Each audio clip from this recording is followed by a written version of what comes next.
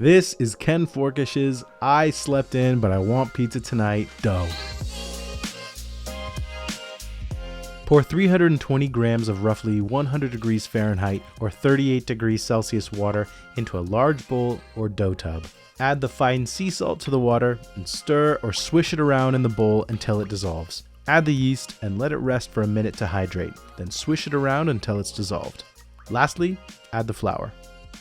Mix the dough.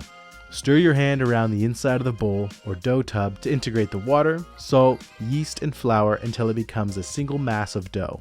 Use the pincer method to cut the dough into sections with your hand, alternating with folding to develop it into a unified mass. Continue this process for 30 seconds to 1 minute. The target dough temperature when finished mixing is 82 degrees Fahrenheit or 28 degrees Celsius. If you have a probe thermometer, now's a perfect time to check it.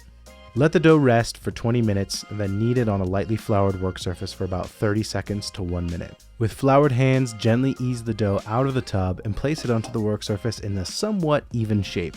Dust the entire top of the dough with flour, then divide it into 3 277 gram dough balls using a pizza dough scraper and digital scales for accuracy.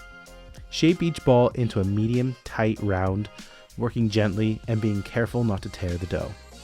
Place the dough balls onto a lightly floured baking sheet or dough box, leaving space between them to allow for expansion.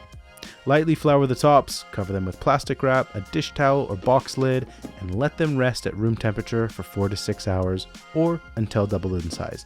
Again, this will depend on the temperature of your room. After the second fermentation, it's time to make pizza.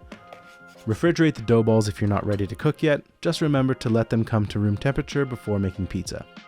Otherwise, cook, have fun, and if you don't know where to start, we've got tons of recipes for you to try. For this recipe and more, check out Ooni.com.